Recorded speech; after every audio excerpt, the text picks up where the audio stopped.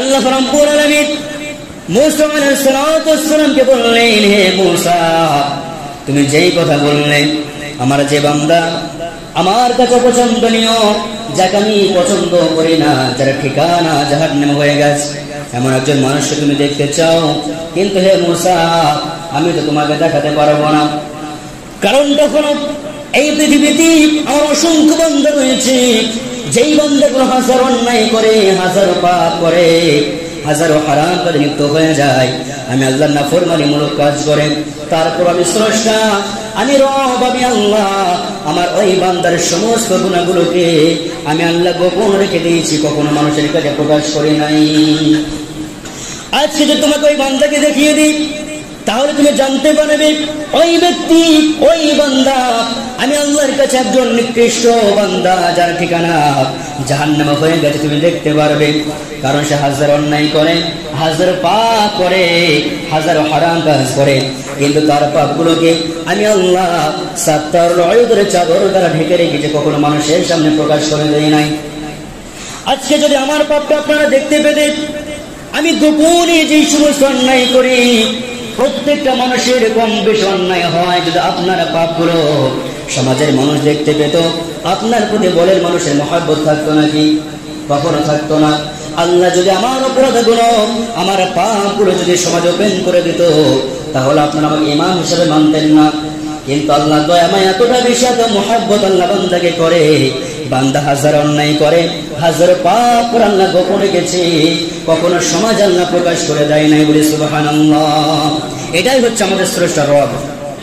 আপনার ভিতরে যে গোপন পাপগুলো রয়েছে যদি আমি দেখতে পেতাম, আমার ভিতরে গোপনীয় পাপগুলো আপনি যদি দেখতে পেতেন, একে অপরের ভিতরে কখনো মহব্বত থাকতো না, আরো শত্রুতা বেড়ে যেত, অশান্তির সৃষ্টি হতো। কিন্তু আমার আল্লাহ সব কিছু গোপন রেখেছেন। আবার বান্দা হাজারো যখন অন্যায় করার পরে দুই চোখের পানি ছেড়ে দিয়ে অনুতপ্ত হয়ে, বিনয় হয়ে, লজ্জিত হয়ে আল্লাহর কাছে ক্ষমা চাইলে আল্লাহ মুহূর্তেই ক্ষমা করে দেন। সুবহানাল্লাহ। এটাই হচ্ছে স্রষ্টা, এটাই হচ্ছে রব। আল্লাহ রাব্বুল আলামিন মূসা আলাইহিস সালাতু ওয়াস সালামকে বললেন, মুসারি, আমার এই বান্দার পাপের কথা তোমাকে বলতে পারবো না, তোমাকে দেখাতে পারবো না, কিন্তু আমার হাজারো বান্দা রয়েছে যারা ঠিকানা জাহান্নামে হয়ে গেছে, যারা ঠিকানা জাহান্নামে হয়ে গেছে, কিন্তু তোমাকে দেখাতে পারবো না। মূসা আলাইহিস সালাতু ওয়াস সালাম বলেন, আল্লাহ, আমি শুধু এক নজরে তাকে দেখতে চাই, তার সম্পর্কে কোনো মানুষের কাছে কিছুই বলবো না, তার সম্পর্কে কিছুই বলবো না, তার নামে পরনিন্দা করবো না, চগলখড়ি করবো না, তার নামে সমালোচনা করবো না, শুধু জাস্ট এক নজরে ব্যক্তিকে দেখতে চাই, আপনি ওই ব্যক্তিকে কেমন হালাতে রেখেছেন শুধু দেখতে চাই। তার সম্পর্কে আমি কোনো মানুষের কাছে কিছুই বলবো না যে এই ব্যক্তির ঠিকানা জাহান্নাম হয়ে গেছে, এই ব্যক্তিকে আল্লাহ অপছন্দ করেন, আল্লাহ পছন্দ করেন না, কিছুই বলবো না। আল্লাহ রাব্বুল আলামিন বলেন, ঠিক আছে, তুমি শুধু তাকে দেখবে, কিন্তু তার সঙ্গে কোনো কথা বলা যাবে না। শুধু তাকে দূর থেকে দেখবে, কিন্তু তার সম্পর্কে কোনো কাউকে কিছু বলা যাবে না, এবং তাকে কিছু জিজ্ঞাসাও করা যাবে না, শুধু দেখতে পারবে। মূসা আলাইহিস সালাতু ওয়াস সালাম খুশি হয়ে গেলেন, বলেন, আল্লাহ, আমি শুধু ওই ব্যক্তিকে শুধু দেখবো, কিন্তু তার সম্পর্কে কাউকে কিছুই বলবো না, তার সঙ্গে কথা বলবো না। এরপরে মূসা আলাইহিস সালাতু ওয়াস সালাম বাড়িতে আসলেন। রাত্রি গভীর হয়ে গেল, কিন্তু ঘুম আসে না। তিনি চিন্তা করতেছেন, আগামীকাল সকালবেলা আল্লাহ বলেছে পাহাড় রাস্তার মোড়ে যে ব্যক্তিকে সবার আগে তুমি দেখতে পাবে, তোমাকে যেই ব্যক্তি অতিক্রম করবে ওই ব্যক্তির ঠিকানা জাহান্নাম, ওই ব্যক্তি আমি আল্লাহর কাছে পছন্দনীয়। কিন্তু আল্লাহ রাব্বুল আলামিন ওই ব্যক্তির ঠিকানা জাহান্নামে, তাকে আল্লাহ পছন্দ করে না। তারপর আল্লাহ তাকে কেমন হালাতে রেখেছে শুধু দেখতে পাবো, তাকে শুধু দেখতে পাবো সকালবেলায়। এই কথা চিন্তা করে মূসা আলাইহিস সালাতু ওয়াস সালাম কিন্তু ঘুমাতে পারেন না।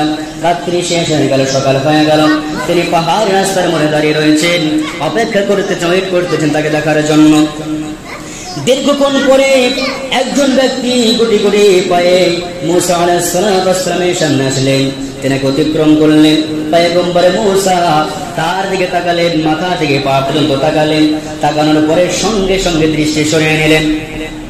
দৃষ্টি সরিয়ে নেওয়ার পরে মূসা আলাইহিস সালাতু ওয়াস সালাম চিন্তা করতেছেন, এই ব্যক্তিকে আমি কেন দেখলাম?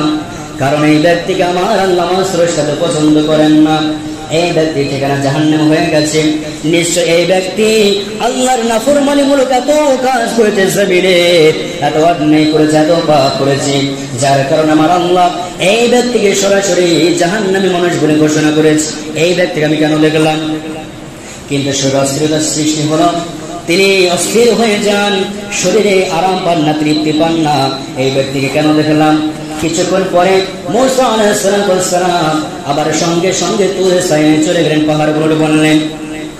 পাহাড় উঠার পরে বলতে চাই, আল্লাহ তাআলা আপনার কাছে আমি জাহান্নামী মানুষ দেখতে চেয়েছিলাম, আপনি দেখিয়েছেন, কিন্তু জাহান্নামী মানুষ দেখার পরে মনটা আমার ভালো লাগে না, শরীর অস্থির হয়ে যায়।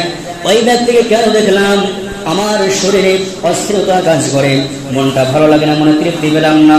কিন্তু রব্বুল আলামিন, এখন আমি আপনার কাছে জানতে চাই, আমার আরেকটা আরজু আপনি পুরা করে, এই দুনিয়াতে যার ঠিকানা জান্নাত হয়ে গেছে, যাকে আপনি পছন্দ করেন, যাকে ভালোবাসেন, মহব্বত করে, ওই ব্যক্তিকে আমি আপনার কাছে এক নজর দেখতে চাই। ওই ব্যক্তিকে আপনি আমাকে একবার দেখিয়ে দেন। আপনি জাহান্নামী মানুষ দেখালেন, এখন আমি আপনার কাছে জান্নাতি মানুষ দেখতে চাই, আপনি আমাকে দেখান একবার। আল্লাহ রাব্বুল আলামিন মূসা আলাইহিস সালামকে বললেন, হে মূসা, তাহলে তুমি সূর্য ডোবার পূর্বে পাহাড় রাস্তার মোড়ে যেই জায়গায় দাঁড়িয়েছিলে ওই জায়গায় দাঁড়িয়ে যাবে। আবার সন্ধ্যা হওয়ার পূর্বে যেই মানুষটাকে সবার আগে তুমি দেখতে পারবে, ওই মানুষটা হচ্ছে আমি আল্লাহর কাছে একজন জান্নাতি মানুষ। সুবহানাল্লাহ। যাকে তুমি সবার আগে দেখতে পাবে সন্ধ্যা হওয়ার পূর্বে, ওই মানুষটা হচ্ছে জান্নাতি মানুষ। তুমি চলে যাও, সেখানে দাঁড়িয়ে থাকো। মূসা আলাইহিস সালাম খুশি হয়ে গেলেন। আল্লাহ রাব্বুল আলামিন সকালে জাহান্নামী মানুষ দেখিয়েছিল, যার ঠিকানা জাহান্নামে হয়ে গেছে, যাকে দেখার পর অন্তর আমি তৃপ্তি পাই নাই, শান্তি পাই নাই। এখন আল্লাহ রাব্বুল আলামিন সন্ধ্যার পূর্বে জান্নাতি মানুষকে দেখাবে, আমি জান্নাতি মানুষকে দেখব। সেই মানুষটার চেহারা কেমন, আল্লাহ তাকে কেমন রেখেছে। মূসা আলাইহিস সালাম খুশি হয়ে গেলেন। সন্ধ্যা প্রায় হয়ে যায়, এমন সময় তিনি রাস্তার মোড়ে দাঁড়িয়ে গেছে, পাহাড় রাস্তার মোড়ে দাঁড়িয়ে গেলেন। সন্ধ্যা যখন হয়ে যাচ্ছে, সূর্য প্রায় ডুবে যায়, এমন সময় তিনি দেখতে পেলেন যেই মানুষটাকে সকালে দেখেছিলেন, যাকে বলেছিলেন ওই মানুষটার ঠিকানা জাহান্নামে হয়ে গেছে। পয়গম্বর মূসা আলাইহিস সালাম ওই ব্যক্তিকে দেখলেন, অন্য কোনো মানুষকে দেখলেন না, দেখলেন যাকে আল্লাহ রাব্বুল আলামিন সকালে জাহান্নামী মানুষ বলে সাব্যস্ত করেছেন, ঘোষণা দিয়ে দিয়েছিলেন। আল্লাহ রাব্বুল আলামিন আবার আমাকে সেই মানুষটাকে দেখালেন, আমি তো জান্নাতি মানুষ দেখতে চেয়েছিলাম। মূসা আলাইহিস সালাম চিন্তা করেছিলেন, এই ব্যক্তির সঙ্গে সাক্ষাৎ করব, মুসাফা করব, এই সঙ্গে কথোপকথন করব।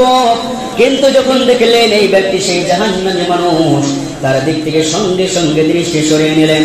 দৃষ্টি সরিয়ে নেওয়ার পরে আবার তিনি তুরে সাইনায় চলে গেলেন। যাওয়ার পরে বলতে চাই, আল্লাহ তাআলা আপনি যে বলেছিলেন আমাকে জান্নাতি মানুষ দেখাবে, কিন্তু আপনি তো ওই ব্যক্তিকে দেখালেন যাকে সকালবেলা জাহান্নামী মানুষ বলে ঘোষণা করে দিয়েছিলেন, আপনি কেন জান্নাতি মানুষকে দেখালেন না? আল্লাহ রাব্বুল আলামিন মূসা আলাইহিস সালামকে বললেন, মূসা রে শোনো, আমি আল্লাহ রাব্বুল আলামিন আমার দয়া মায়া এত বেশি, আমি বান্দাকে এত ভালোবাসি, আমি কখনো চাই না আমার বান্দারা জাহান্নামে হয়ে যাক।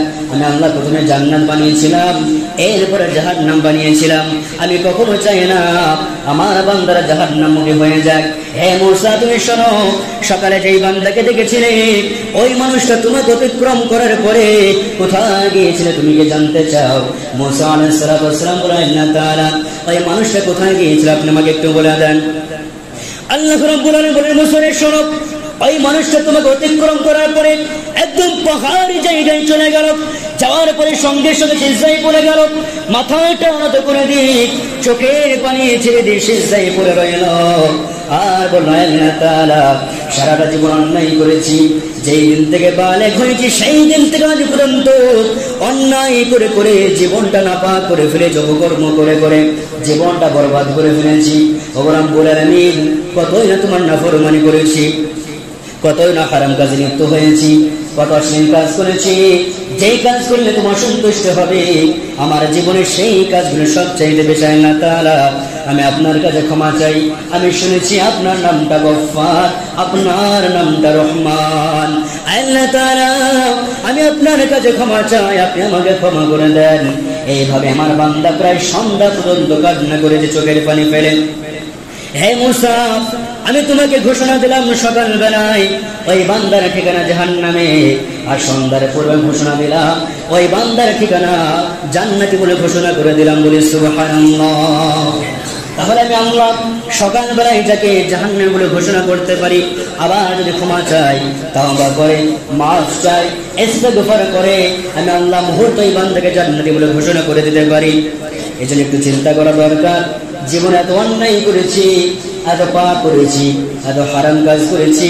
আপনি বলেন, আমি বলেন, যদি আমাদের জীবনটাকে লক্ষ্য করা যায়, হিসাব করা যায়, আমার জীবনে দেখা যাবে নেক আমলের চেয়ে গুনাহের সংখ্যা কিন্তু অনেক বেশি। পাওয়া যাবে কি যাবে না?